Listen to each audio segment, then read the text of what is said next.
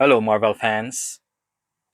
One of Spider-Man's closest allies is a cryptic psychic, Madam Web, whose mysterious history often leaves readers eager to learn more about her.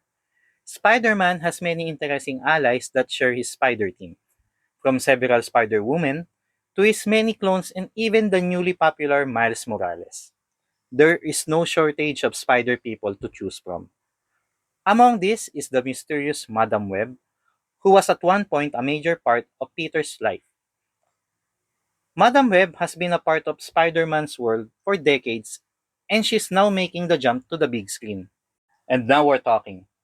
There will be definitely be some changes in the transition, but the core elements of the character will remain intact.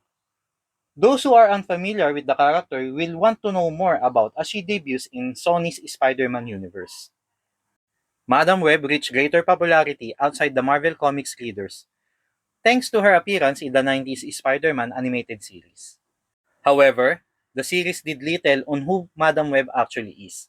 So here are some fun facts about Madam Web that you need to know, Marvel fans. But before we continue, please subscribe to this channel. And don't forget to hit the notification icon to remind you of my future videos. Thank you, and let's rock! Number 1, she was born with a rare neurological condition. Madam Web or Cassandra Webb first appeared in The Amazing Spider-Man number 210 in 1980. She was created by Dennis O'Neil and John Romita Jr. She was born Cassandra Webb and had a rare neurological condition known as myasthenia gravis, which is a real condition. She was blind and her body was attacking her own muscles.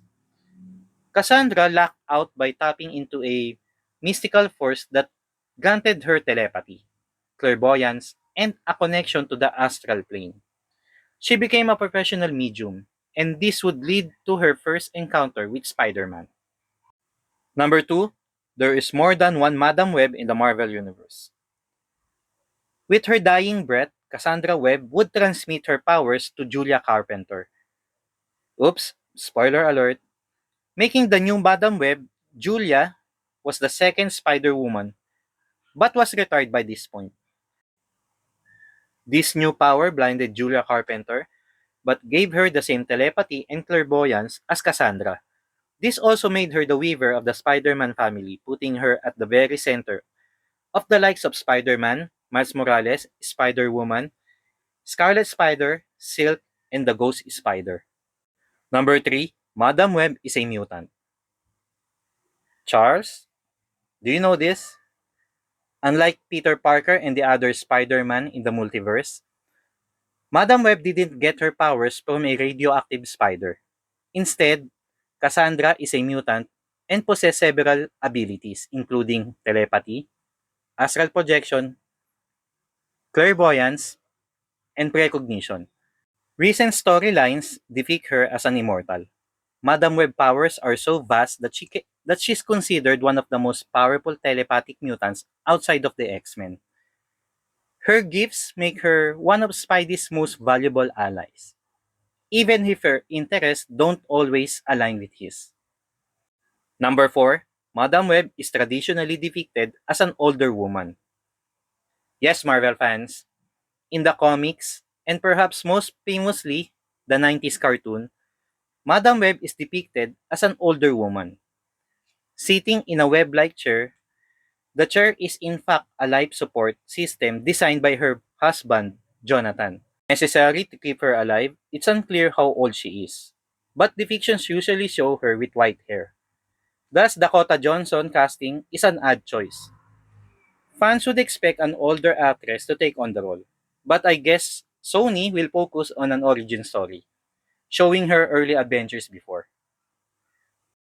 Number 5, Madam Web played a role in the Grim Hunt storyline. Talk about Spider-Man characters who will make their way into the Sony Spider Universe. Kraven the Hunter has also played a large role in Madam Web's story. The Kavanaugh family kidnapped the medium, intending to resurrect Kraven and kill Spider-Man. Comic book fans know Kraven is one of Spider-Man's deadliest enemies, and his upcoming movie starring Aaron Taylor Johnson is fast approaching with Madam Web also receiving solo project. Well, perhaps these two could cross paths the big screen. Well, we don't know.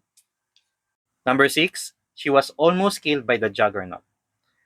An unknown party hired the notorious X-Men villains known as the Unstoppable Juggernaut and Black Tom Cassidy to hunt down and kidnap Madam Web. But it won't be easy since our friendly neighborhood tries to foil their evil plans. Unfortunately, the wall crawler could barely slow the Juggernaut down. Juggernaut found Madam Web and picked her up, but this disconnected her from the life support system built on her chair. She began to die and Juggernaut left her there. Spider-Man barely got Madam Web to the hospital in time to save her life. Number 7, she attended the gathering of the Five. What Five? Some of you may not have known, in one of her most famous storylines, Madam Web attends the gathering of the Five. As its name suggests, the gathering reunited 5 people, namely Madam Web, Norman Osborn, Matty Franklin, Gregory Hurd, and Maurice Maxwell, each bringing one arcane relic. These artifacts bless or curse the Five with either power, knowledge, immortality, insanity, or death. However, there's a catch. So what initially seems like knowledge would soon turn out to be madness. The ritual caused Norman to go further off the deep, gave Matty the power that led to her becoming Spider-Woman, and gave Madam Web her youth back. Wait, just a theory. Maybe this would explain how Dakota Johnson becomes Madam Web. What you all think, Marvel fans? Number 8, Madam Web died, was resurrected, then died again. Wow. During the previously mentioned Grim Hunt storyline, Madam Web dies after Sasha Cabinet slits her throat. Now that's nasty. Before she perishes, Cassandra transfers her psychic powers to her previous teammate, Julia Carpenter, who becomes the new Madam Web. Now guess what, Marvel fans? Because no one stays dead in the comics, Cassandra would later return as a clone. The Jackal, one of Spider-Man's most underrated villains, brings her back to help track a hacker threatening his company. However, Cassandra chooses to die again, claiming she has seen the future and doesn't want any part of it. Number 9, Madam Web can use astral projection, a power used by mystics such as Doctor Strange and telepath like Charles Xavier. Astral projection is one of the most useful abilities to have in the Marvel Universe. Much like these other aforementioned characters, Madam Web could actually do it. Along with her apparent recognition, having abilities like astral projection might help explain how Madam Web always seems to know everything. Wait, she predicted her death? Alright. Number 10, Madam Web knew Spider-Man's identity. After one of their first encounters, Madam Web deduced Spider-Man's identity. Rather than keeping this secret to herself, Madam Web let the wall crawler know that she's aware of his secret identity. And there you have it, Marvel fans. 10 facts about one of Spider-Man's closest allies, Madam Web. Serving as a spiritual guide and advisor for Spider-Man, Madam Web often warned Peter of an oncoming threats to look out for. Given her mysterious nature, some Spider-Man fans know very little about Madam Web. And now that she'll star in her own film, Madam Web is once again in the franchise limelight. Thank you, Marvel fans. I hope you liked this video. And if you did, please smash that like button.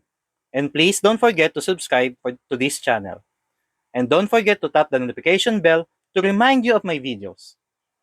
Again, thank you, and I'll see you again on my next video, Marvel fans. Bye-bye!